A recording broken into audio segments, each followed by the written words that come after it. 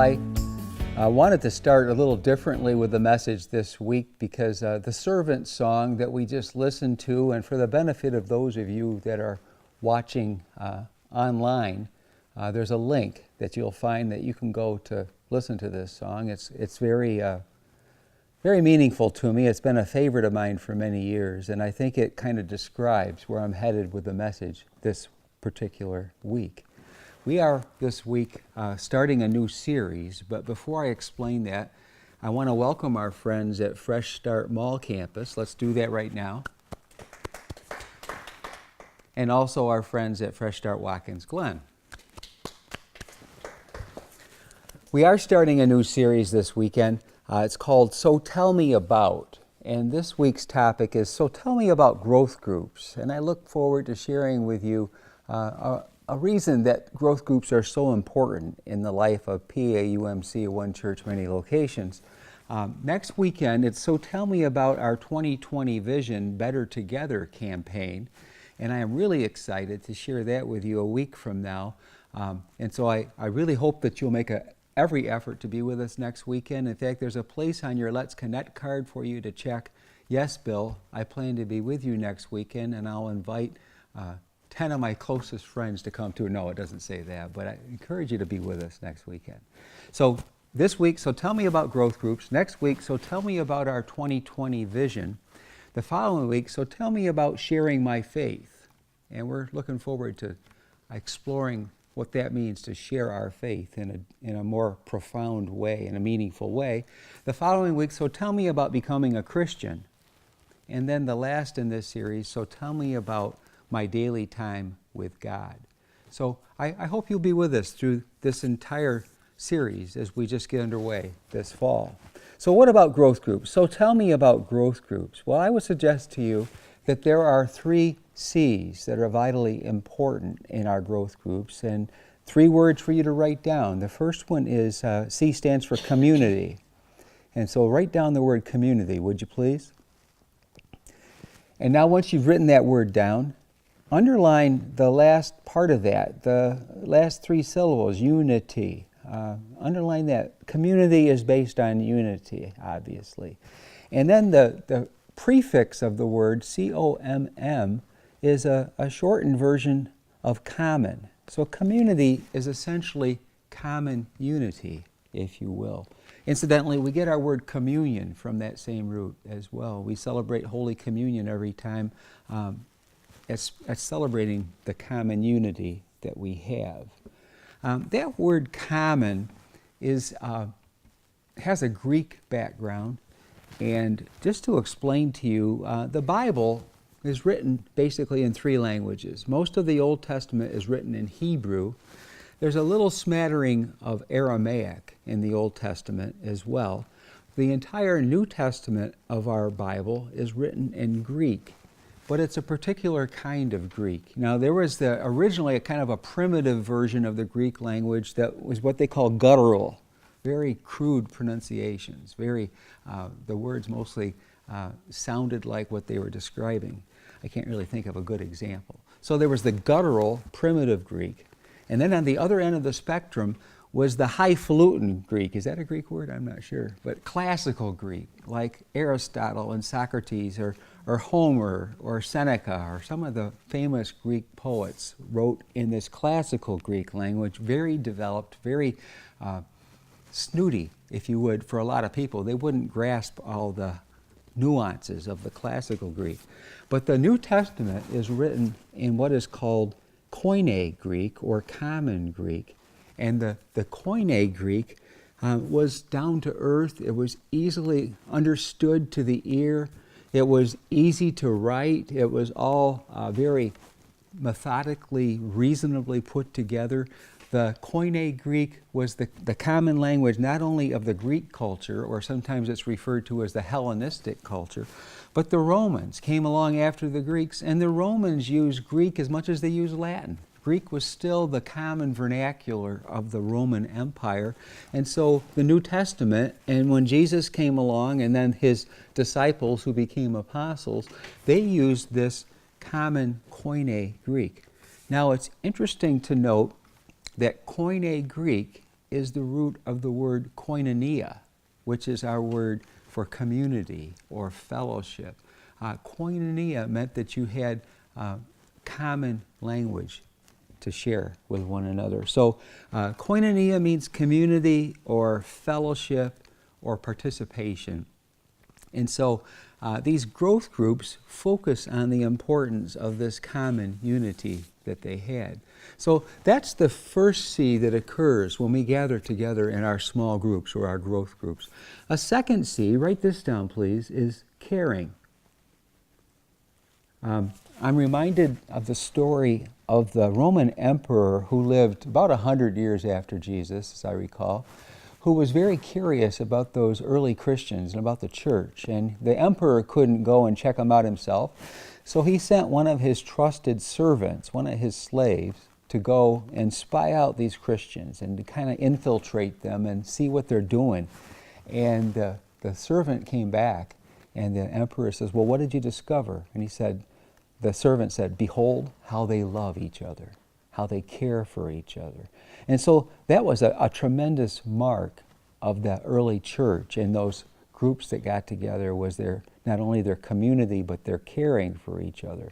And I would share with you a couple other words that belong with care, and they all rhyme. Care, share, prayer.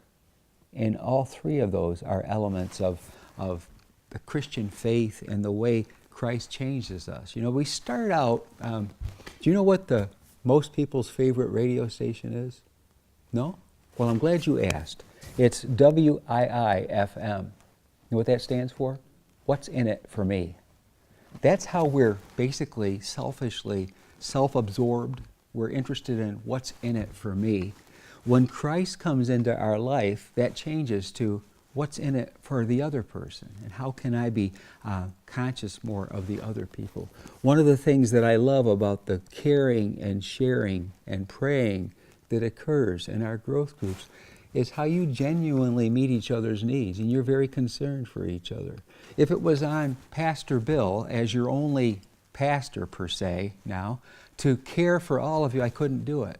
But what I am blessed with is to have a network of growth groups and growth group leaders and campus leaders, I might add, who make sure that people's needs are cared for. So you make my job really easy. You know, I love my job. I love what I'm doing. And don't tell anybody this, but if you didn't pay me, I'd still want to do it. But that's because we have such a network of growth groups and people who have community together and express caring and sharing and praying for each other. So it'd be impossible for me to keep up without the help of all you people that care for each other. I was at another meeting. I told you not too long ago, last spring we had a district leadership team come to Pennsylvania Avenue, Pine City campus, and want to know, how do you make disciples? You know, and we tried to explain it in a couple of hours. Well, this week, just last Thursday, I think it was, I was put on the spot again. District superintendent said, "Well, Bill, can you tell us how you make disciples?" Mm-hmm. There's like 20 pastors there. And I said, no. I didn't say this, but there's a secret sauce involved that I can't explain in a quick little recipe, but it involves community and caring and sharing and praying together. And it's a process of, like that servant of the emperor discovered, behold how they love each other. I would say to you, behold how you love each other. That is the secret sauce. That's the essence of who we are, and that love happens best in smaller groups. Our campus gatherings are important. And it's been a blessing to realize that we can have, along with you guys that are meeting right now at Watkins, Glen, and at the mall, we have another group meeting in Pine City. And we had a group last night, Saturday night, at Pine City, and we look forward to our group Thursday nights now that meets in the house in the ministry center in Watkins. Each of those campus gatherings is important, but the growth groups that support those campus gatherings, they're crucial. They're the underlying secret sauce, if you will. Not long ago, we had a closer walk set of weekends at Pine City campus, and the essence of what makes those closer walk weekends so effective is the small groups, the little table groups where there's maybe 4 or 5 people sitting together for the better part of 3 days. And they share and they care and they become a community. More so than the entire large group is those small growth groups. We don't call them growth groups on Closer Walk, but it's essentially what they are. I was blessed this past Monday to be part of Alpha that finished out their summer in Watkins, Glen. And again, we experienced that koinonia community fellowship and the caring and the praying together and the sharing. So we lift those things up to you. First of all is the community, the common unity, and then second is caring. The third C is change. Write that down, please. Or change lives. Life change happens best in growth groups. Say that with me. Life change happens best in growth groups. That's what the secret is. You know, we grow personally, individually, yes, but we grow best when we grow with some other people. I said to you a couple weeks ago that this Christian discipleship thing is better caught than taught. So it's not just what I teach on camera here right now, but it's what you catch from each other. As you're together, your lives are changed as you discuss together and discover together more in-depth understanding of God's Word, more in-depth of what the Bible teaches, and you help each other and you spur each other on that way. So change happens in a positive, biblical, life-changing environment. That's who we're called to be. We become stronger as we experience biblical life change through those 3 C's: community, caring, and change lives. Now I'd like to support what I've just said by having you look at a pivotal passage in the Bible, Acts chapter 2, the last 6 verses of chapter 2. In early chapter 2, we see where Peter suddenly finds courage through the Holy Spirit. And the Holy Spirit's being poured out on thousands of people that are gathered together, and they're not yet believers, but he preaches to them and he boldly proclaims the gospel for the very first time. And then we're going to fast forward to the end of that chapter, and we're going to read this foundational passage about that first church. What was that first church like, and what can we learn? As we read this together, and I'm going to have you read it out loud with me, I would like you to be looking for the 3 C's of community, caring, and change lives as we read this together. Now the title in my New Living Translation over this passage says, "The believers form a community." Now will you read that with me? All the believers devoted themselves to the apostles' teaching and to fellowship and to sharing in meals, including the Lord's Supper, and to prayer. A deep sense of awe came over them all, and the apostles performed many miraculous signs and wonders. And all the believers met together in one place and shared everything they had. They sold their property and possessions and shared the money with those in need. They worshiped together at the temple each day, met in homes for the Lord's Supper, and shared their meals with great joy and generosity, all the while praising God and enjoying the goodwill of all the people. And each day the Lord added to their fellowship those who were being saved. And that's where, I want you to know where this is.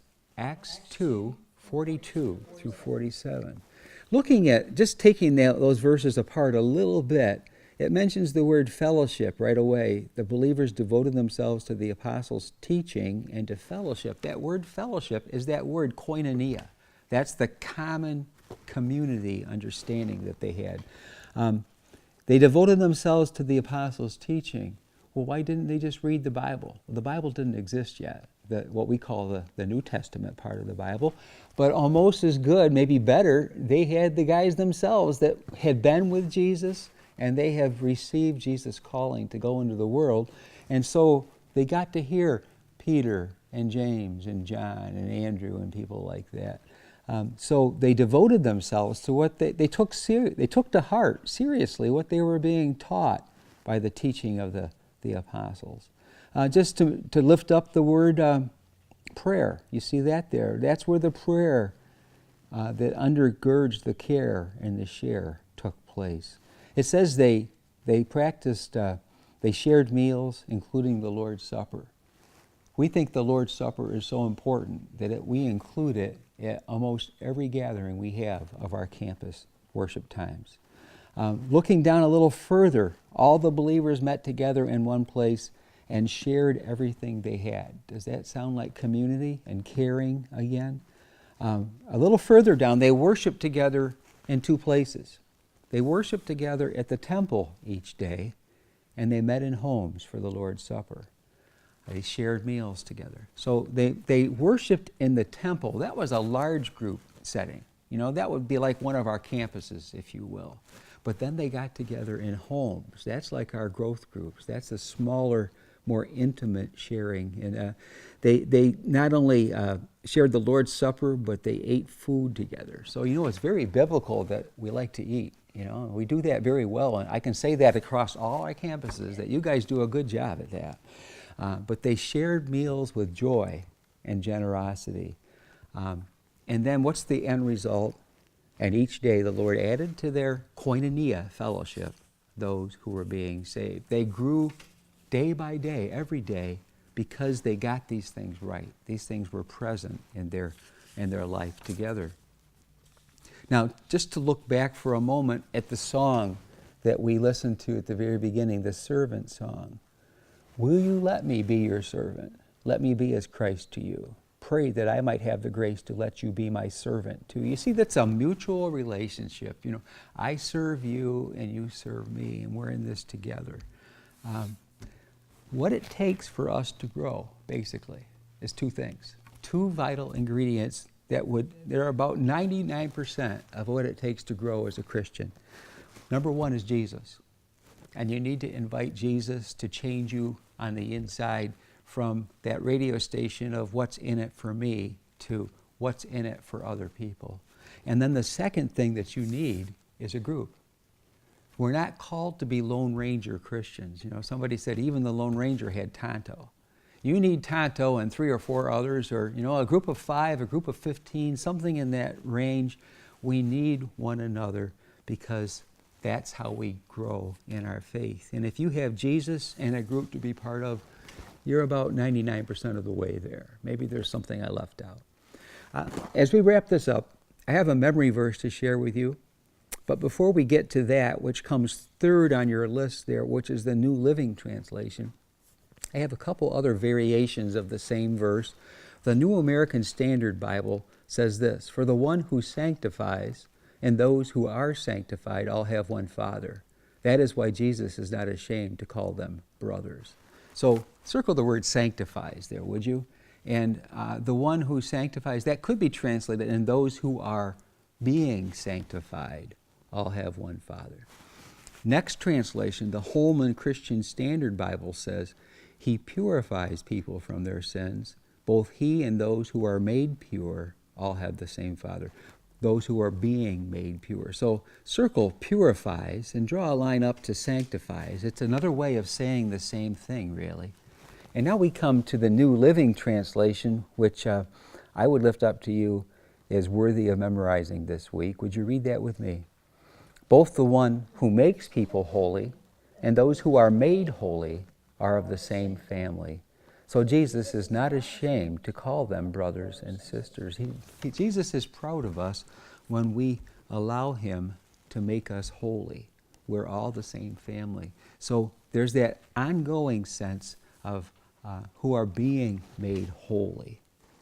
Now, remember a couple of weeks ago, I reminded you of John Wesley's illustration. You remember the porch and the door and the house. And interestingly enough, they met in the temple back in Acts chapter 2. That's referred to elsewhere in Acts as Solomon's porch. That was King Solomon had built the original temple, and they met in kind of the vestibule or the colonnades off on the side, I guess, and they called it Solomon's porch. So their large group worship was taking place on the porch, if you will. And it was open to people that were not yet Christians, people that are just, what's going on with these Christians? What's going on with these people? You know, and they were coming to check them out. And so they're meeting there in a public place, in a large group setting. And then we learned that they also met from house to house. So they started out on the porch, and then when Jesus comes into their life, John Wesley explained that was the door. And you go through that door. Jesus said, "Behold, I stand at the door and knock. If anyone hears me knocking and opens the door, I will come into him and have fellowship, koinonia, with him and he with me." So we open the door, Jesus comes in, and then we spend the rest of our lives being made holy, being purified, being sanctified. That's the house. And so here we come back again from the porch through the door to the house, and our growth groups help us explore the house together. We are better together. Say that with me. We are better together. Now, I've had conversations over the years that kind of go like this. I'm not quoting any one person in particular, but the conversations like this. "Well, Bill, I am a Christian." Somebody will say to me in some off-the-wall kind of a place, they may say that to me. And they say, "Oh, yeah, well, where do you go to church?" "Well, I don't go to church." What's your favorite book of the Bible?" "I really don't read the Bible." "Are you in a small group?" "No, I'm not in a small group." "Do you give to support the church?" "No, I don't give." I want to say to them, please don't tell me that you're a Christian. Please don't. That's bad advertising for you to tell people I'm a Christian believer and you just answered no to all those different things. We are called to have Jesus and a growth group, and that's the way we grow in our faith. So my challenge is to you, 2 weeks from now, we're going to be coming back to give you a list of growth group possibilities. And I'm going to be challenging you to be part of a growth group. Some of you have done it many times. Others of you, this is a new experience, but I would really encourage you this fall to experience the growth that can occur in a small group. As we wrap this up today, I wanted to say a word to you about the song we're going to sing during communion this morning. Going back 6 years, when we were about to move to the mall, for the mall campus, the song that meant so much to us was a song, "If You Say Go, I Will Go." Remember that? 2 years ago, we were about to start at Watkins. The song "Oceans" really struck us. This fall, in fact, it was actually August, as we were anticipating the fall series of growth groups and what I'm going to be introducing to you next week, there's a song that just hit me right between the eyes. It just happened that 20-some of us were at a Kingdom Bound at Darien Lake, and the group Casting Crowns was there. And I'm sure some of you have heard Casting Crowns. They're on Family Life all the time. But the main guy in Casting Crowns introduced this song that we're going to share with you during communion. He said, "This isn't published yet, but it's coming out in a couple weeks." And it really struck me. And I have before you in your notes kind of a Reader's Digest condensed version of the words. Follow along with me as I read them. "All the kingdoms built, all the trophies won, will crumble into dust when it's said and done. 'Cause all that really matters, did I live the truth to the ones I love? Was my life the proof that there is only one God whose name will last forever? I don't want to leave a legacy. I don't care if they remember me. And I've only got one life to live. I'll let every second point to Him. Only Jesus. Jesus is the only name to remember." Say it with me. Only Jesus. So I'd like you to reflect on the song as you celebrate communion, and you're going to be hearing that song, I got to warn you, more than a couple more times probably this fall. But I think it sums up for all of us, only Jesus is what we need. Jesus and growth groups. Amen.